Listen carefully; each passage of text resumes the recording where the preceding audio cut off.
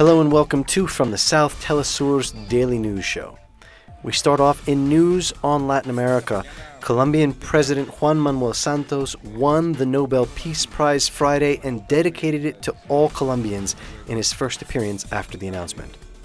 The leaders of Peru and Ecuador have congratulated Santos on winning the prize for his peace deal with the FARC rebel group. President Rafael Correa and Peruvian leader President Kuczynski touched down in Macas, Ecuador, to hold a binational cabinet meeting between the two nations today.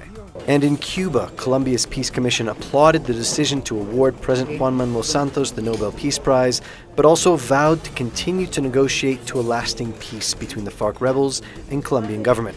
The FARC and government have said that they're willing to listen to proposals to alter the peace accord. Honduran teachers have been reorganizing after the government announced a monthly $35 increase in the teachers' overall salary after 7 years with no raise. Teachers are upset over the minimal raise, but the education secretary says that there is no money for greater salary increases because the budget has been used to improve school infrastructure. The teachers have responded that this isn't true and that this low increase is another of several attacks that they have received from the authorities. We've been defeated again. We have to accept that. The struggle of 2011 left us very weak. There is a tremendous abuse against the teachers' movement. We've had 40 colleagues assassinated since the 2009 coup d'etat, and our organizations are in very bad shape. The education secretary's argument that they have spent the money on infrastructure is questionable considering the current conditions of elementary and middle schools. In many cases, students don't have a place to sit. The teachers are upset over the low salary raise. The salary increase is very low. We expected a bigger raise. 800 lempiras or $35 won't help us with anything. The education secretary is pressing us to improve, but in return we don't receive any benefit. Teachers' organizations in Honduras are trying to use the negative reaction to the wage increase in order to build momentum to reorganize what until 2011 was the country's most important social movement. Violence and abuse dissolved the teachers' organizations, which are looking to make a comeback and fight for their rights. Gerardo Torres, teleSur, Honduras. As the death toll in the wake of Hurricane Matthew rose to over 800 Friday, the United Nations reported more than 350,000 people are in need of serious relief. Debris littered the streets of Jerim, with houses reduced to rubble and cinder block walls broken by fallen trees. Meanwhile, Hurricane Matthew continued northward, unleashing torrential rains and up to 120-mile-an-hour winds as it hugged the Florida coast. More than 800,000 people are left without power. Florida, Georgia, South Carolina, and North Carolina have all declared states of emergencies. In Syria, families from rebel-controlled eastern Aleppo moved across to the government-controlled west of the city. According to government officials, they are being given shelter and medical aid after government soldiers were able to create a gap through which they could move. Clashes continued in a neighborhood in Libya between pro-government forces and Islamic State group militants that control a residential strip in their former stronghold. UN-backed forces supported by U.S. airstrikes are advancing building by building to finish a 5-month-old campaign. Hundreds of students protested in Milan against government budget cuts to education, as well as education reforms and other austerity measures. According to teachers and students, the changes mostly benefit private schools, while state schools face underfunding.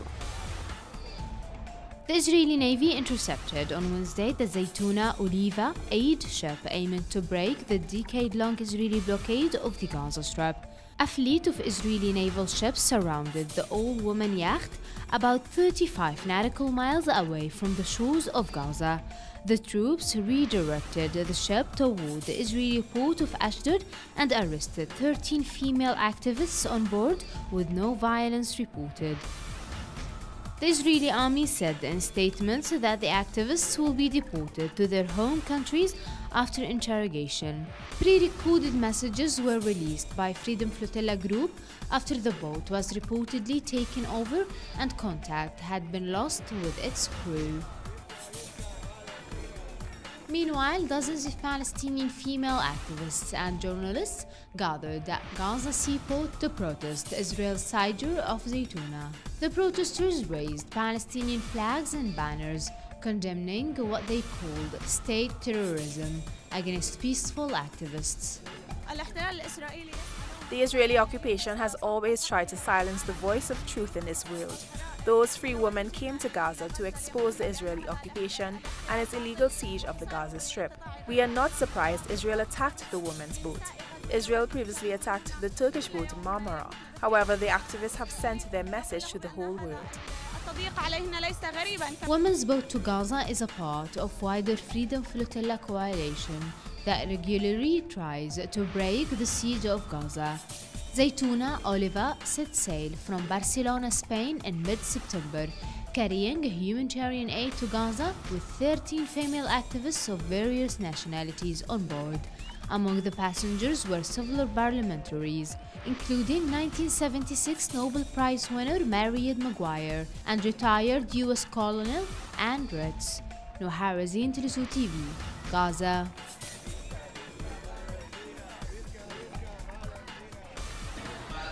And student protesters at the University of Witwatersrand have threatened to block next week's planned resumption of lectures at the prestigious South African university if fees are not scrapped immediately. Authorities at the university will meet over the weekend to decide on the next step. And finally, a French street artist was given carte blanche to exhibit at the historic Château de Vincennes, which is a royal castle on the eastern edge of Paris. Artist Zevs is displaying his urban installations, graffiti, video paintings, sculptures, and photographs there. He plays with light throughout the exhibit. And that's all for From the South. More on these and other stories at telesurtv.net/English.